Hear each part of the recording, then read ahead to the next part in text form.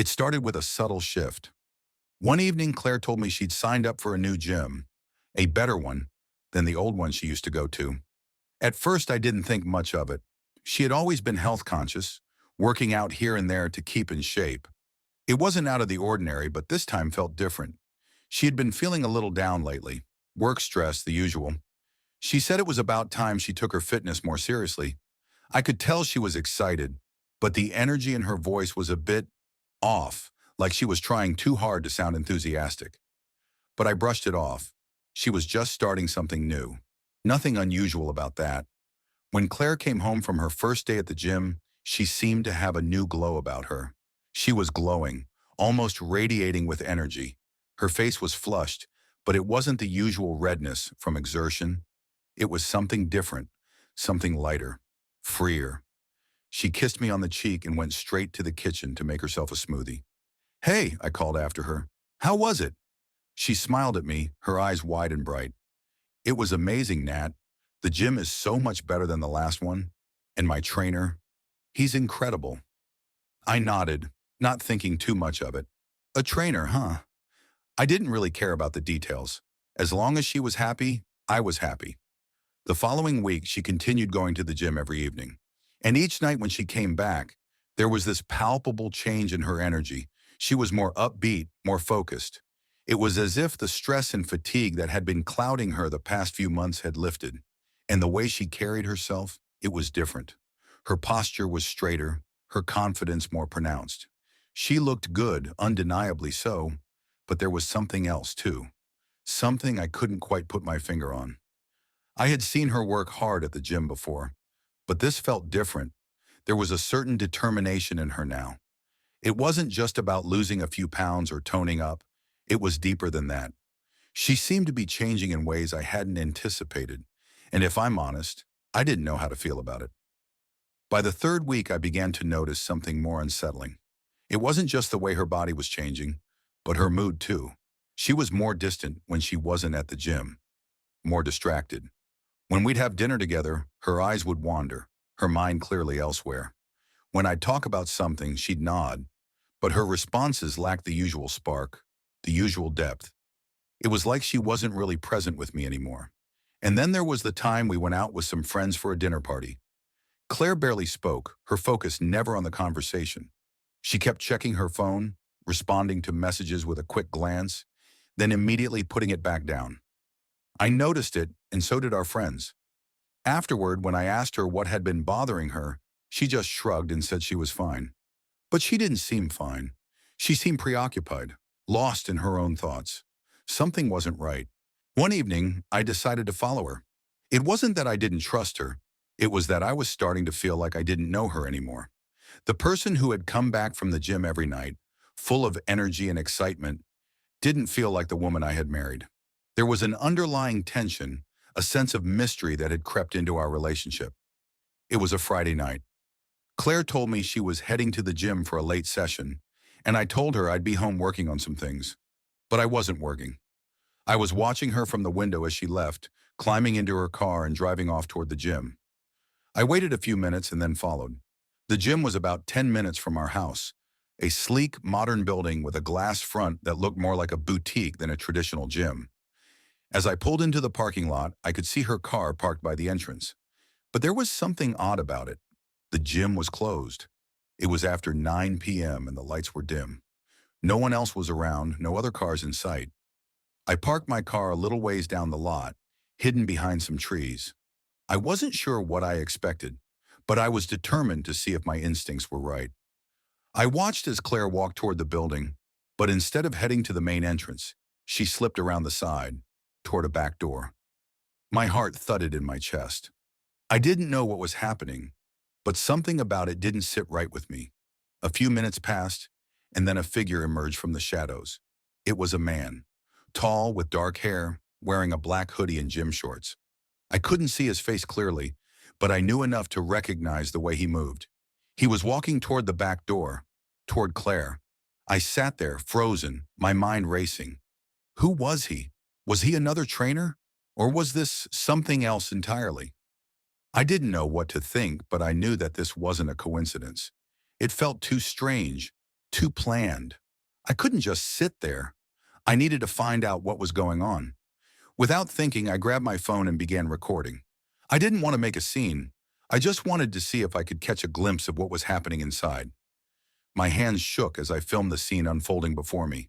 Claire and the man were inside now, and the door shut behind them with a soft click. I had to know what they were doing. I sat in my car for what felt like an eternity, my mind running through 1,000 possibilities. I couldn't quite make sense of what I had just witnessed. Claire had entered the gym, and then, just like that, a man appeared. A stranger, or at least someone I didn't know. Someone who was meeting her at the back door after hours, when the gym was clearly closed. My hands were trembling as I watched the window, hoping for some sign, anything, that could explain what was going on. My breath was shallow, my eyes never leaving the darkened entrance. The minutes stretched on, each second like a weight pressing down on my chest. Why hadn't she told me about him? Why hadn't she mentioned that the gym was open at night? She'd never been one to keep secrets from me. But now? I wasn't so sure. I checked my watch. Half an hour had passed since they'd gone inside. 30 minutes. I couldn't take it anymore. I needed to know what was happening. The front door to the gym was locked, so I moved cautiously to the back of the building. I parked a few spaces further down from where I had been earlier and crept toward the side. The alley between the gym and the neighboring building was quiet, the only sound the distant hum of the city. I couldn't see much, but the back door was slightly ajar.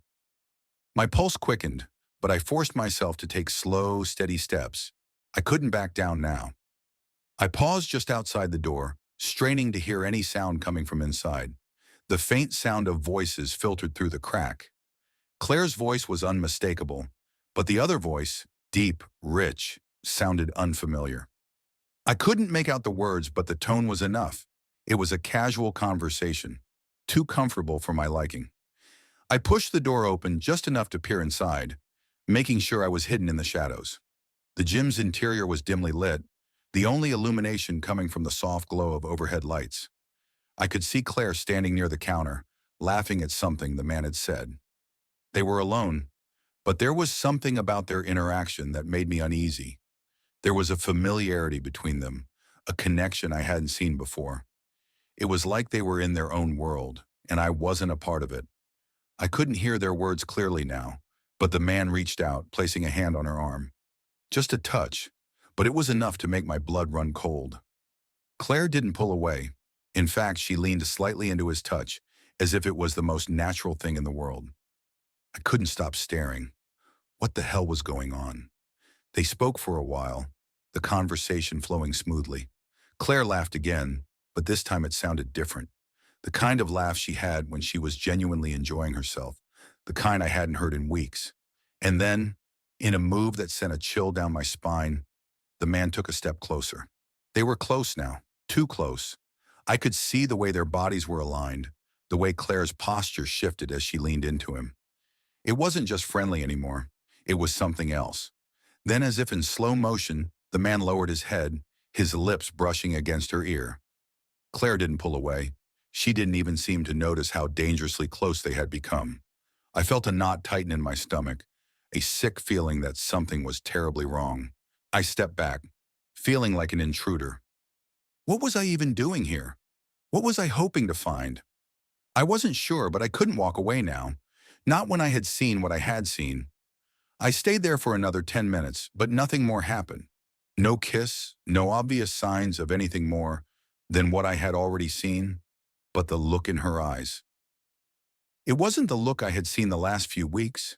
This wasn't the Claire I knew. This was someone else, someone I didn't recognize. I turned and walked back to my car, my thoughts spinning. I couldn't make sense of it. My heart was pounding in my chest, and I felt a deep sense of betrayal, even though nothing had technically happened, at least not that I could see. But I knew something had shifted between us, something that couldn't be ignored. The drive home was a blur. My hands gripped the steering wheel tightly, knuckles white, my mind racing through possibilities. Could she be cheating? Was this the start of something? Or was it something more innocent, a simple friendship that I was misinterpreting? I didn't know. I pulled into the driveway and sat in the car for a few minutes, trying to calm down. My head throbbed, and my stomach twisted in knots. How was I supposed to face her now? How could I look at her without seeing that man's touch, the way she had leaned into him? I didn't know what to do, but I knew one thing for sure. I couldn't keep pretending everything was fine. Something was happening with Claire, and I needed to get to the bottom of it. No more secrets, no more ignoring what was right in front of me. I took a deep breath, opened the car door, and stepped out. Tonight I would confront her. I couldn't let this go. I could hear the faint hum of the TV as I walked through the front door. Claire was sitting on the couch, curled up in her usual spot with a blanket, her attention fixed on the screen. The house was quiet, almost too quiet. She looked up as I entered, offering me a smile, but it didn't reach her eyes. It wasn't the same smile I'd seen before, the one that lit up her face. This was polite, neutral. "Hey, you're home early," she said, her voice light. But there was an edge to it, a subtle tension I couldn't ignore. "Yeah, I was thinking about something," I said, my words stumbling out of my mouth before I could stop them. I had no idea how to approach this, how to confront her without sounding crazy. But I had to. The knot in my stomach was too tight, too suffocating to ignore. I had to know. I sat down beside her on the couch, my hands cold, the silence between us growing heavier by the second. "Claire, we need to talk." She turned her body toward me, her eyebrows furrowing slightly. "What about?"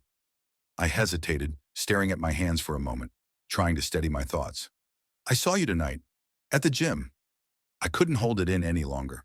"I saw you with him." Her face went pale, not in a way that suggested fear, but in a way that told me she had been caught, and she knew it. The look in her eyes was guarded, like she was trying to figure out how to respond without giving anything away. I didn't give her time to speak. "Who is he, Claire? And why the hell were you meeting him at the back door? It was closed. You didn't tell me about him, but you're spending all this time with him. What's going on?" Her lips pressed together, and she looked away, like she was searching for something in the air, something to anchor herself. I could see the walls she had built around herself go up. It was like I wasn't talking to my wife anymore. I was talking to someone else, someone who was hiding something.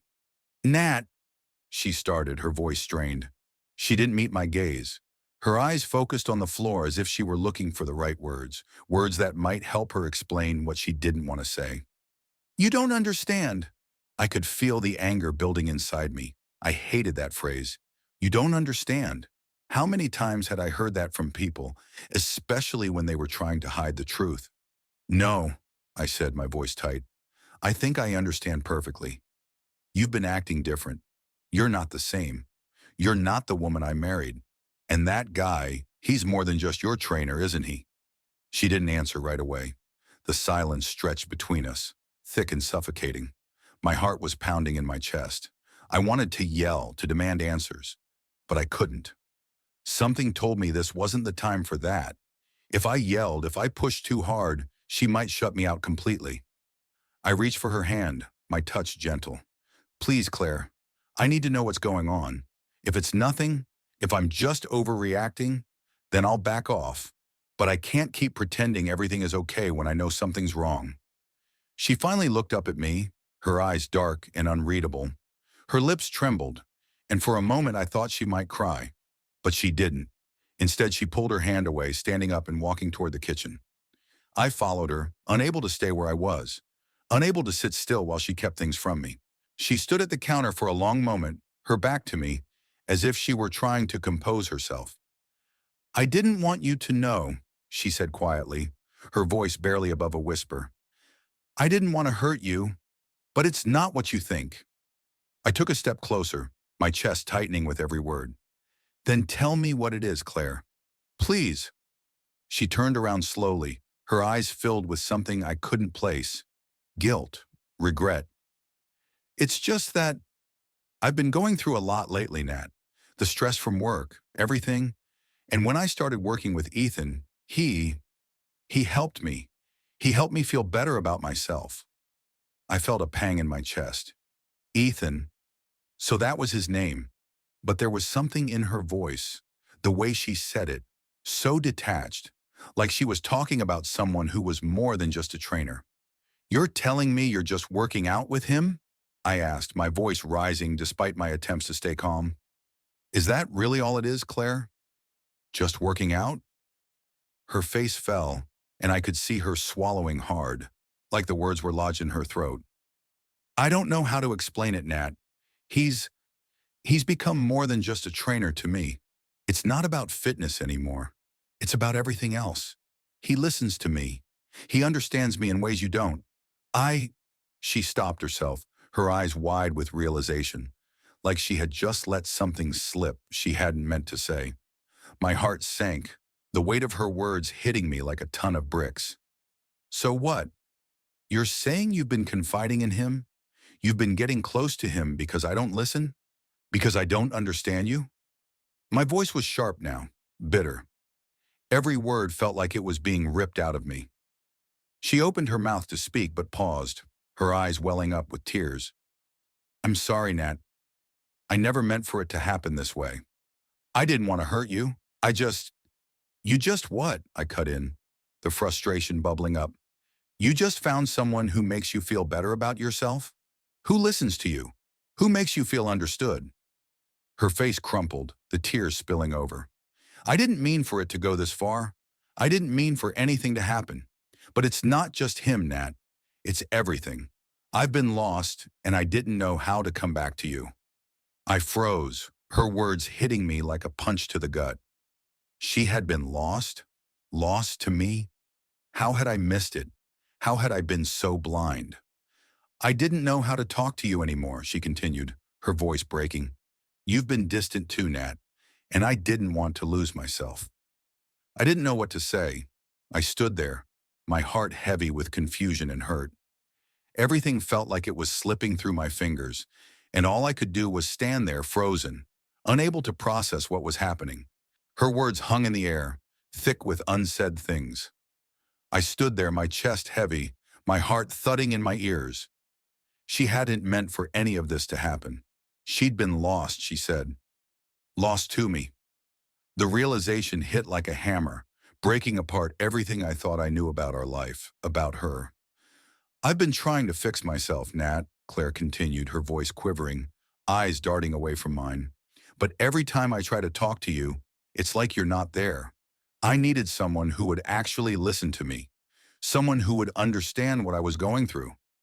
I felt a sick pit in my stomach. What had I missed? Had I really been that distant?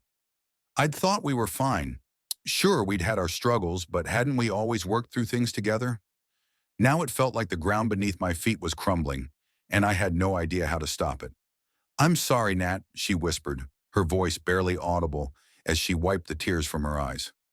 "I didn't know what else to do. Ethan, he just helped me find a part of myself I didn't even know was gone." It wasn't just the workout sessions. It wasn't just fitness. It was something deeper, something I hadn't been able to give her, something I didn't even know she needed. The room felt too small, the walls closing in on me. I wanted to yell, to demand more answers, but all I could do was stand there, a wave of helplessness crashing over me. I had failed her. I had failed us. Somewhere, in all the noise and distractions of life, I had lost her without even knowing it. "I didn't mean to hurt you," she said again, her voice barely above a whisper. "But I can't keep pretending everything's fine. I can't pretend we're okay when I'm not okay." I swallowed hard, the words burning in my throat. "So what happens now, Claire? What do we do now?" She didn't answer right away. Instead, she stepped back, like she needed space, like the walls I'd built between us had finally come down and she wasn't sure where to go next. "I don't know," she admitted softly. "I really don't know. I feel so lost right now, Nat. I've been so caught up in all of this. I don't even know who I am anymore." The rawness in her voice, it was real.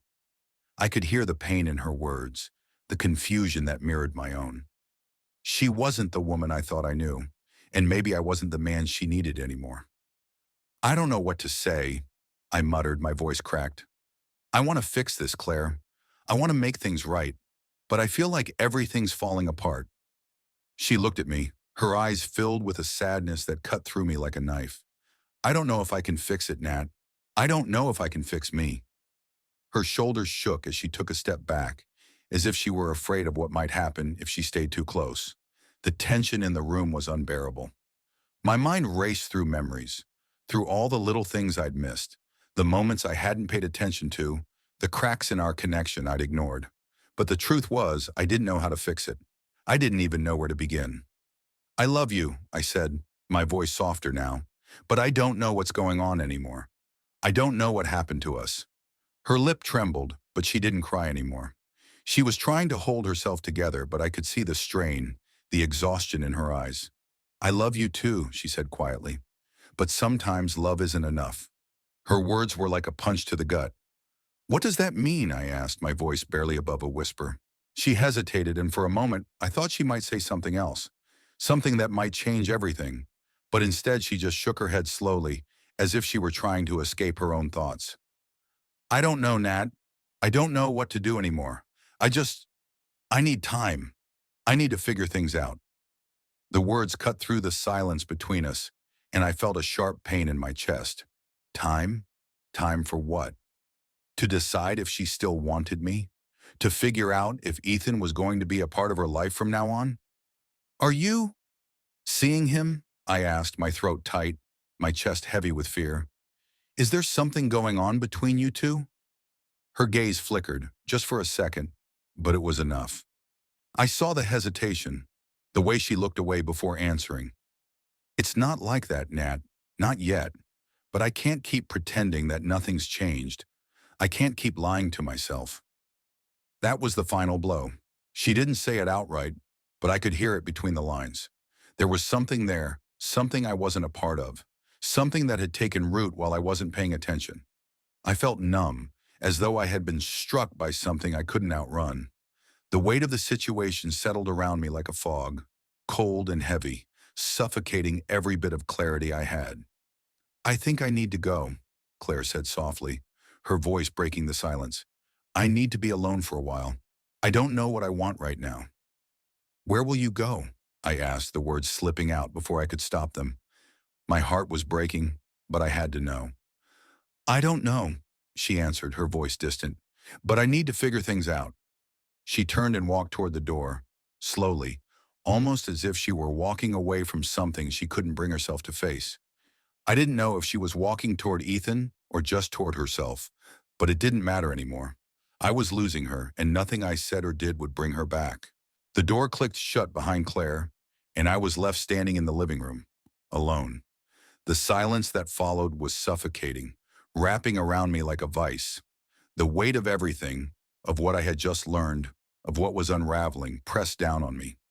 The house that had once felt like home now felt like a shell, empty and hollow. I wanted to scream, to lash out, but all I could do was stand there, feeling the void between us grow wider with every passing second. I walked into the kitchen, my hands shaking as I reached for the coffee pot, needing something to ground me, something to keep my mind from spiraling. The coffee machine sputtered to life, the familiar sound a weak attempt at normalcy. But nothing was normal anymore. Claire had left. I didn't know where she had gone, and I didn't know when or if she was coming back. I wasn't sure if I even wanted her to. It hurt too much to think about. The way she had looked at me, the sadness in her eyes, the words she had said. It was clear she was torn, lost between what she had with Ethan and what she had with me. But wasn't this all my fault? Had I ignored her for so long that she had to turn to someone else? I had been so wrapped up in my own world, work, responsibilities, life, that I hadn't noticed the slow unraveling of our relationship. I hadn't noticed the cracks forming, the spaces between us widening until they were too large to ignore. I stared into my coffee cup, the steam rising in thin tendrils. There was no answer, no solution, only the gnawing feeling in my gut that I had failed her. I had failed us. I didn't know how long I stood there lost in my thoughts when my phone buzzed on the counter. My heart skipped a beat as I saw Claire's name flash on the screen. My thumb hovered over the notification, my pulse quickening. Hey, Nat, I know you're upset. I'm sorry, I'll be back soon. Can we talk when I get back? I stared at the message, my chest tight. She wanted to talk? After everything that had happened, after everything she had said, she wanted to talk? I wasn't sure I could do that. I wasn't sure I could be the calm, understanding husband she needed me to be when all I wanted to do was shout and demand answers. But I also knew that talking was the only way this could ever get resolved. Talking and facing whatever was left between us. But was I ready for that? Was I ready to face the truth? The possibility that Claire might not love me anymore, or worse, might have fallen for someone else? I set the phone down, the weight of her message heavy on my chest. I didn't know if I could handle another conversation like the one we just had, but I had to. We both had to face whatever was coming. The hours dragged on. I could barely bring myself to eat, barely bring myself to do anything. I just sat in the quiet, waiting for Claire to come back, waiting for her to tell me more, waiting for her to tell me what I didn't want to hear, but what I knew deep down I needed to. When she finally came home, it was late. The house was dark, the only light coming from the streetlights outside. I heard the sound of the front door opening, then the soft click of it closing.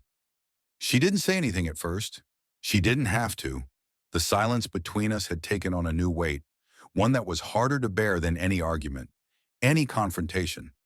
It was the silence of two people who no longer knew how to talk to each other, who no longer knew how to bridge the gap that had opened between them. I stood from the couch, not sure what to say. I wanted to reach out, to pull her back to me, but something held me back. Maybe it was the fear of what I might find if I did. Maybe it was the fear that she was already too far gone. Claire stood in the doorway, her eyes downcast. She hadn't changed into her pajamas, hadn't made any effort to settle in. She looked lost. Not in the same way she had looked earlier, when she had been breaking down in front of me, but lost in a different sense. A sense that she didn't know where she belonged anymore. A sense that she wasn't sure if she belonged here, with me. "I'm sorry," she said quietly, her voice barely above a whisper. "I didn't mean to hurt you." I shook my head, the words caught in my throat. What was there to say?